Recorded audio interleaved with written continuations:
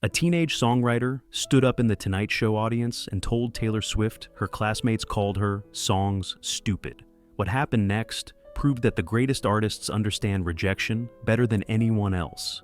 It was a spectacular Thursday evening at Studio 6B in Rockefeller Center, where The Tonight Show starring Jimmy Fallon was radiating that magical energy that made millions of viewers feel like they were witnessing something extraordinary. The studio was awash in warm, golden lighting that created Jimmy's signature intimate atmosphere.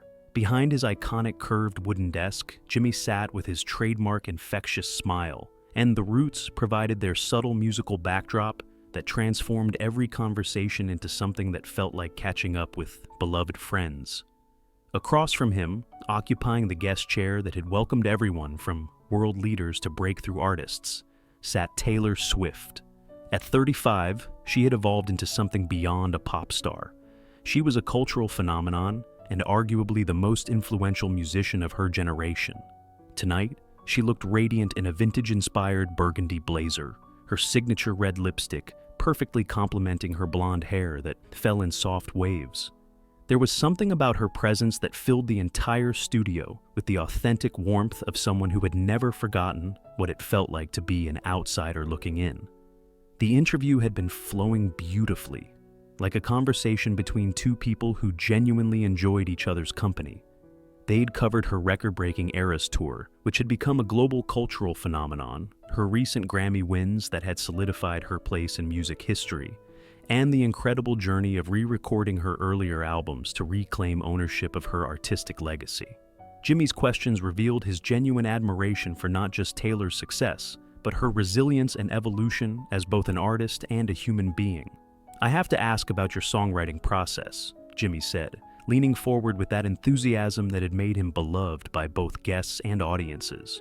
"You've written so many songs that have connected with people on such a deep level. When you sit down to write, do you ever think about the impact these songs might have?" Taylor's face lit up with the kind of smile that suggested this was a question she never tired of answering. "You know, Jimmy, that's what's so beautiful about songwriting.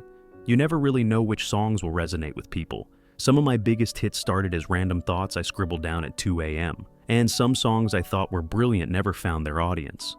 But you've been writing since you were so young," Jimmy continued. "I read that you wrote your first song when you were 12. That's incredible." Taylor's expression became more thoughtful, tinged with both nostalgia and something that looked like old pain, carefully processed but never entirely forgotten. "I did. I actually learned to play guitar from a computer repairman who came to fix our computer. He taught me 3 chords, and I went home and wrote this song called Lucky You. It wasn't good," she laughed, "but it was mine, you know? It was the first time I had taken feelings that felt too big for my 12-year-old heart and turned them into something I could hold. And the rest is history," Jimmy smiled. "Well, not exactly," Taylor said, her voice taking on a more vulnerable quality. "Middle school wasn't exactly welcoming to a kid who was obsessed with country music and spent her free time writing songs about feelings. I was pretty isolated. Most of my classmates thought I was weird, and honestly, maybe I was, but those songs were keeping me sane. The audience was hanging on every word, sensing that they were witnessing something more than typical late-night banter. This felt real, important. That's when the voice from the audience cut through the intimate atmosphere, like a prayer finding its way to heaven. "Taylor." The voice was young, trembling with a mixture of courage and desperation that immediately caught both Taylor and Jimmy's attention. Jimmy turned toward the audience, his host instincts sensing that something significant was about to unfold. Taylor's head turned toward the source, her performer's intuition telling her that this moment was about to become something beyond entertainment. "I'm sorry to interrupt," the voice continued, gaining strength with each word, "but I have something I need to ask you, something important." The camera swung toward the audience, and there she was, a girl who couldn't have been more than 16, wearing a purple hoodie and clutching a worn notebook against her chest. She had shoulder-length brown hair that partially obscured her face, and behind her glasses, her eyes held that particular combination of vulnerability and fierce determination that comes from being young and feeling desperately misunderstood. "What's your name, sweetie?" Jimmy asked gently, his professional instincts kicking in, while his human instincts told him to let this moment breathe. "Emma," the girl said, her voice still shaking but growing stronger. Emma Chen. I'm 16 and I write songs, or I try to. Taylor sat up straighter in her chair, something in Emma's tone and the way she clutched that notebook resonating with her in a way that transcended normal audience interaction. There was recognition in her eyes, the kind that comes from seeing your younger self reflected in someone else's pain. What did you want to ask me, Emma? Taylor said softly, her voice stripped of any performance, any celebrity polish. This was just Taylor, the human being, responding to another human being who clearly needed to be heard. Emma took a deep breath, and in that pause, you could feel the weight of months, maybe years, of accumulated hurt and confusion. The kids at my school found out I write songs, and they call them stupid. They say I'm wasting my time, that my lyrics are dumb, that I should stop embarrassing myself. The studio fell completely silent, the kind of silence that demands reverence. Even the roots seemed to pause their subtle background rhythm. This wasn't just an audience question anymore. This was one artist reaching across the void to another, asking for validation from someone who had survived the journey she was just beginning. And I know I shouldn't care what they think, Emma continued, her voice breaking slightly. But sometimes, when I'm alone in my room, trying to write, I hear their voices in my head saying that my songs are stupid, and I start to believe them. How did you keep writing when everyone told you your songs were stupid? How did you not let them convince you to stop?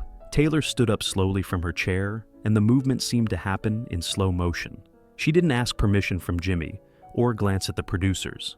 Something in Emma's words had unlocked a door in her heart that led straight back to that 12-year-old girl sitting alone in her bedroom, wondering if the songs that felt so important to her were actually just embarrassing delusions. "Oh, Emma," Taylor said as she walked around the desk and into the audience, her voice thick with recognition and empathy. "Can I come sit with you for a minute?" Emma nodded, tears already streaming down her face behind her glasses. Taylor made her way to Emma's row, and the audience members naturally shifted to make space, sensing they were witnessing something sacred. Taylor settled into the seat next to Emma, this global superstar, somehow making herself smaller so she could meet this hurting teenager exactly where she was. "Emma, can I tell you something I've never said in an interview before?" Taylor asked, her voice barely above a whisper. Emma nodded, unable to speak. "When I was exactly your age, I wrote a poem called Monster in My Closet that won a national poetry contest," Taylor said. "But when I started writing songs and performing them, there were kids at school who made fun of me. They said country music was stupid." The audience was completely still, hanging on every word. "And you know what happened?" Taylor continued. "I started to believe them. There were nights when I would sit with my guitar, trying to write, and their voices would be louder than my own. I would second-guess every lyric, wondering if they were right." Emma was crying openly now, but they weren't just tears of sadness. They were tears of recognition, of feeling seen and understood for perhaps the first time by someone who truly got it. "But here's what I learned, Emma," Taylor said, her voice becoming more passionate, more certain. "The people who call your songs stupid are the same people who will never understand what it means to take the most vulnerable parts of your heart and turn them into something beautiful. They don't understand that writing songs isn't about being perfect. It's about being brave enough to tell the truth about how it feels to be alive." Behind them, Jimmy had quietly moved away from his desk, understanding that this wasn't his moment to facilitate. This was something deeper, something that required no host, no entertainment value. The cameras kept rolling, but everyone understood they were witnessing something extraordinary. "Emma, can I see your notebook?" Taylor asked gently. Emma hesitated for a moment, then handed over her most precious possession. Taylor opened it carefully, treating it with the reverence she would give a sacred text. As her eyes scanned the pages, her expression shifted. Surprise, then recognition, then something that looked like awe. "Emma, these aren't stupid," Taylor said firmly, her voice carrying across the silent studio. "These are beautiful. This line here, 'My heart beats in metaphors that nobody else can hear.' That's not stupid. That's poetry. That's the kind of line that makes people feel less alone in the world." She closed the notebook and handed it back to Emma with both hands, like she was transferring something precious.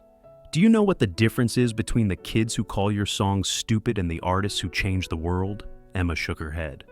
The kids who make fun of your songs will never risk being vulnerable enough to create something. They'll never know what it feels like to pour their soul onto a page and then share it with the world. They criticize because it's safe. But you, Emma, you create because you're brave. The studio audience was openly crying now, but these weren't just tears of sympathy. These were tears of recognition, of understanding that everyone had been Emma at some point. Young, vulnerable, wondering if the things that mattered most to them were actually just sources of embarrassment. "I want to tell you something else," Taylor continued, reaching into her purse and pulling out a small silver bracelet with a tiny guitar charm. "This bracelet has been with me for every album I've recorded. It's been my reminder that the girl who wrote Lucky You when she was 12 is the same person who wrote every song that's meant something to people." She gently placed the bracelet in Emma's hands. "I want you to have this. Not because it's lucky, but because I want you to remember that every songwriter starts exactly where you are, young, vulnerable, wondering if their voice matters. And every great song that has ever moved someone started with a person like you, sitting alone in their room, brave enough to write down the truth about how it feels to be human." Emma was sobbing now, clutching the bracelet like a lifeline. "But what if they're right? What if I'm not good enough?"